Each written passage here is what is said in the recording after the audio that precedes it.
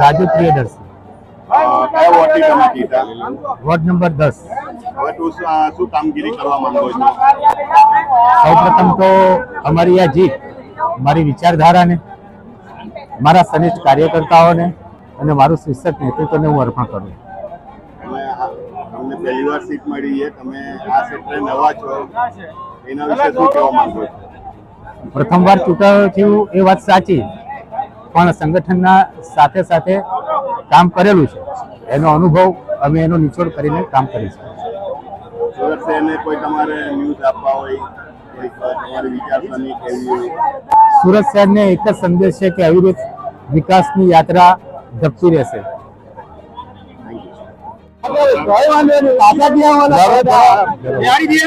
જી સાહેબ, તમારું નામ? નિલેશ સુરેશભાઈ પટેલ, વોર્ડ નંબર 10 ના બીજી વારના કેન્ડિડેટ છું. કયા વોર્ડથી છો તમે? અડાજણ પાલ ઈચ્છા, વોર્ડ નંબર 10. શું કહેવા માંગો છો સુરત શહેરની જનતાને? સુરત શહેરની જનતાનો ખૂબ ખૂબ આભાર માનું છું કે અમે ગયા વર્ષે 7 વોર્ડ હારેલા હતા, તે પણ આ વખતે જીતી જવાના. અચ્છા, તો જનતા માટે શું કામ કરશો 5 વર્ષની કામ? જનતા માટે અમારા વોર્ડમાં તમે જોવા આવો તો વોર્ડમાં અમારા 5 નવી સ્કૂલો બની છે, 3 નવા હેલ્થ સેન્ટરો છે.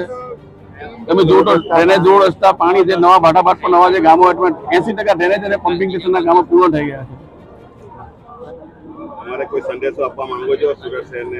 સુરત શહેરને એક જ સંદેશો આપ્યો, અમે ભારતીય જનતા પાર્ટી વિકાસના કામો કરે, ભારતીય જનતા પાર્ટી અમે હર હંમેશ ભાજપની સાથે રહ્યું છે. ખૂબ ખૂબ આભાર માનું છું. Thank you.